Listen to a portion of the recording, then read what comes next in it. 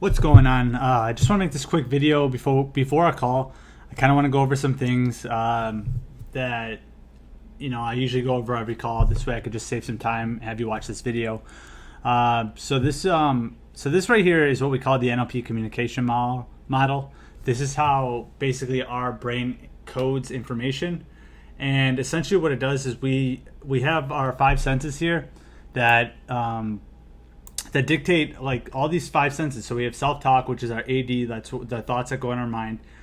We have the smells, taste, feelings, sounds, pictures. So we have the external event that happens outside. This could be anything, and it could be any one of these senses. And what it does is it goes in through our sight or ears or whatever, and it goes through our filters, which are in our unconscious mind. And these filters are made up of our time, space, matter, and energy, our language, the language that we use, how we speak, the words that we use, our memories, our decisions, like decisions we made about what we're capable of, what's possible, decisions about how people are, different things like that.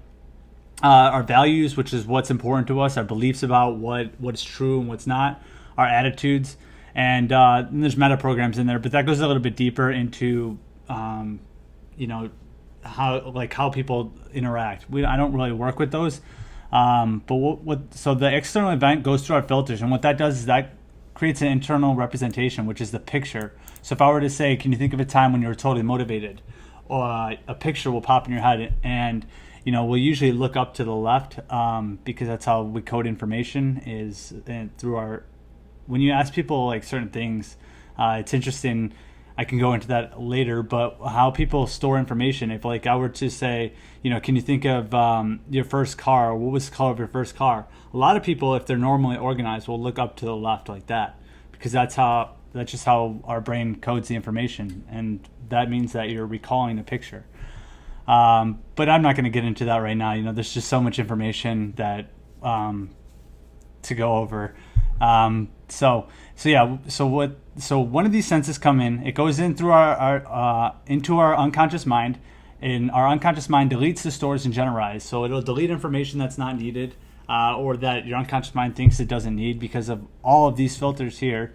It'll distort that based on this stuff, or it'll generalize. So if you meet somebody, you're like, oh, that person kind of reminds me of someone else So it like generalizes, or you have a certain experience, or you do a certain thing, and it just generalizes. So delete, distort, generalize. You can kind of understand what that means, just based off the words that it uses. So what all of these are different for everybody. So that's why you can be in the same room with the same person, seeing the same exact thing, and each person will make a different meaning of it because nobody's filters are the same. I have a twin brother, and our filters, we grew up in the same environment, same household, same thing, and we're two different people because we each made our own decisions, our own beliefs, and we have our own values and all these different memories.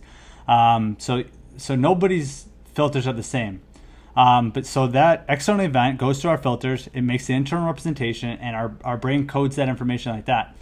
That picture then controls our state, which is how you show up in the world, your emotional state, your how you feel at any given moment, and how you feel at any given moment determines your physiology, and that also dictates your behavior. So that's all I got on that. That's just how our brain codes information, and what I do is I work with this right here. So I work with these memories, these beliefs, these decisions, and I reprogram that so that you can actually see these external events for what they are and not based on past decisions. All right, so now I'm going to go over the presuppositions that are just convenient assumptions. It's like the commandments of NLP. When they created NLP, they modeled excellence. And they found all these top people that were getting amazing results in the psychology field, and just how people were getting fantastic results, like Virginia Satir, and then Milton Erickson, which is the father or like grandfather of hypnosis. So the presuppositions of NLP is respect for the other person's model of the world. So the other person's model of the world is based off of these filters here. Okay, so you just respect the other person's model of the world. You might be thinking that the other person's like just really does some dumb things, but you just respect their model of the world. That's how they view it. Resistance in a client is a sign of a lack of rapport. There are no resistant clients, only inflexible communicators.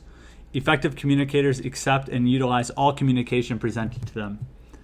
People are not their behaviors. Accept the person, change the behavior.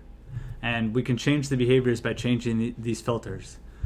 All right, everyone is doing the best they can with the resources they have available. Behavior is geared for adaptation, and present behavior is the best choice available. Every behavior is motivated by a positive intent for that person. So whether you think that, it's absolutely stupid what that person's doing, in their mind, it's motivated by a positive intent. Even a murderer, in that person's mind, it's motivated by positive intent. On the outside, it doesn't look that way, but it's the best choice available for them at that time. So we calibrate on behavior. The most important information about a person is that person's behavior. The map is not the territory, so the words we use are not the event or the item they represent. So if I were to ask you to describe an event, it doesn't necessarily describe that. It describes that event for you in your mind. It doesn't actually describe the event because your words and how you viewed the event are different than how I would have viewed the event. And the words that you're using may mean something different to me. You are in charge of your mind and therefore your results. I am also in charge of my mind and therefore my results. People have all the resources they need to succeed and achieve their desired outcomes. There are no unresourceful people, only unresourceful states. All procedures should be designed to increase wholeness. Another one, this is a big one. There's only feedback. There's no failure, only feedback. The meaning of communication is the response you get. So the words you use that you're giving someone that you're using to communicate is based on the response that you want to get. So flexible communicators, people that are great communicators, they know how to use language in order to get the specific response that they want. The law of requisite variety. So the system or person with the most flexibility of behavior will control the system. So the person that's most flexible can dance around somebody's beliefs and will control that system. That's why I always use this example. Children, they're very flexible and they always get what they want usually because they will sit there and keep going, and they will keep trying different ways to get what they want. So, that's really good in sales, so you can kind of dance around objections and all that. All procedures should be designed to increase choice. So those are the presuppositions of NLP. All right, now I want to go over the prime directives of the unconscious mind. So what I do is I work with the unconscious mind. The unconscious mind is the most important part of the mind. We have at any given moment 12 million bits of information coming in our minds at any given second. Just from outside external forces, internal, our body running itself. And our conscious mind can only focus on 126 bits of that. So our unconscious mind is very important, and this is where so I'm going to read off what the unconscious mind does. Our unconscious mind stores all of our memories. It's the domain of your emotions. It organizes all of your memories, and it uses the timeline, and mechanics is the gestalt. So it's stored in the timeline, and what I do is I work with your timeline and release the emotions that are in the gestalt. So I'll go over that in a second. So it represses the memories with unresolved negative emotions. It presents repressed memories for resolution to make rational and release emotions. So it'll present a repressed memory, and most people, what they do is they tend to just push it back down instead of actually getting the meaning. And what that does is it traps the emotions inside the body so that the energy can't flow freely, and also it messes with how you view reality. So when you have these negative memories inside of your unconscious mind, it's affecting how you're viewing events because it's delete, distorting, and generalizing based on that past memory that you have that's repressed. And most of these memories that I work with are before the age of 7. So it runs the body, so it has a blueprint of the body now and of perfect health. It preserves the body and maintains the integrity of the body. It's a highly moral being, and it's a morality that you were taught and accepted. It enjoys serving and needs clear orders to follow. It's very symbolic, so it uses and responds to symbols. It takes everything personally, and that's the basis of perception is projection. So what you see outside of you is also within you. You cannot see a behavior in somebody else unless it's also within you, even if it's just deeply unconscious and you're not aware of it. So if you say someone's being an asshole, You're basically telling your unconscious mind that you're an asshole. It controls and maintains all your perceptions. It maintains instincts and generates habits, and it needs repetition until a habit's installed. It works on the principle of least effort, so the path of least resistance, and it does not process negatives, which is a negative in and of itself. I always use the example of Tony Robbins' I am not your guru. That actually, he's saying I am your guru in that. And so if I say don't worry, your unconscious mind is just going to be like, what do I worry about? Don't panic. What do I panic? Don't worry about it. Okay, worry about it. That's what your unconscious mind says. It's just I'm going to worry about it.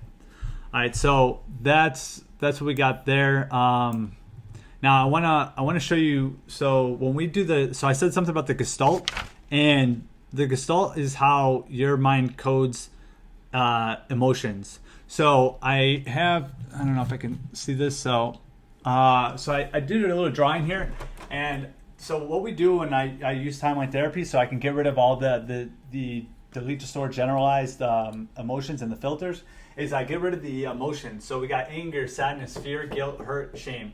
These are the top 6. I've added shame. They always tell us 5, but shame is a very powerful emotion, and I think everyone has it and needs to get rid of it. So essentially what we do when we do timeline therapy is we go back to the first event. I want to go back to the first event which you experienced anger, and your unconscious mind knows whether you're consciously aware of it. And we'll go over that when we're doing the process. But when we go back to the first event, essentially what we're able to do is we're able to knock out all the events thereafter. Because your unconscious mind, when you experience anger now in the present, so like say this is the present here, okay, and you experience some sort of anger, that anger equals this, equals this, equals this, equals this, equals this. You're not seeing the reality of the present moment clearly. So you're not seeing this new moment that's making you angry. It's bringing up all this unresolved shit that you have in your unconscious mind. Same thing with sadness, same thing with fear, guilt, and so on. And what we do is we got to do these in a specific order, because when we get rid of anger, what it does is it turns it into sadness. So these events that you were once angry about, now it turns into sadness. We get rid of sadness, and then essentially these will drop down into fear. So like these are just like, this will just drop down. So the meaning of that event, now there's some sadness on it, so now we get rid of the sadness on the event. And essentially it just drops all the way down until you're free and clear. And once we get rid of all those emotions, you become centered and more clear, and you see reality for what it is. And everyone that I've done this work with has had amazing results. I've had amazing results with it. I show up differently in the world. I'm a lot more confident. I see things clear. I don't react in a certain way. And even if you feel like everything's great right now, it doesn't necessarily mean that this stuff's not there. If you have negative emotions that are in the body, they can be affecting your organs, how you feel about yourself. They can be affecting your health. This is what we call the mind-body connection, and it is proven that emotions affect how you feel, or emotions affect how your body reacts. And there's a powerful book called The Body Keeps the Score. I heard that from Bedros Keuilian, which is a top. He founded Fit Body Bootcamp. A really high up there entrepreneur in the game, and we all experience this stuff. And if you don't get it taken care of now, it's going to show up later in life. And this is where we get depression, or we have these addictions, or do these things, and so it's good to clear out this stuff so that we can see reality for what it is. And now, this doesn't mean that you're never going to experience an emotion again, but what it does is you can now see it for what it actually is, and not based on the anger that you felt as a child. Because like I said, we go back to the first event, you got to get rid of that first event, because as a child, you code that information differently than you would as an adult. And it affects how you act as an adult, because in your unconscious mind, that first event of anger was on some ridiculous thing, probably as a child, and it will affect how you act as an adult. So that's all I got here. I look forward to chatting with you on our call. And I just wanted to kind of go over this just so I don't have to do it on the call, and we can maximize our time together. So again, I look forward to speaking with you, and have an awesome day.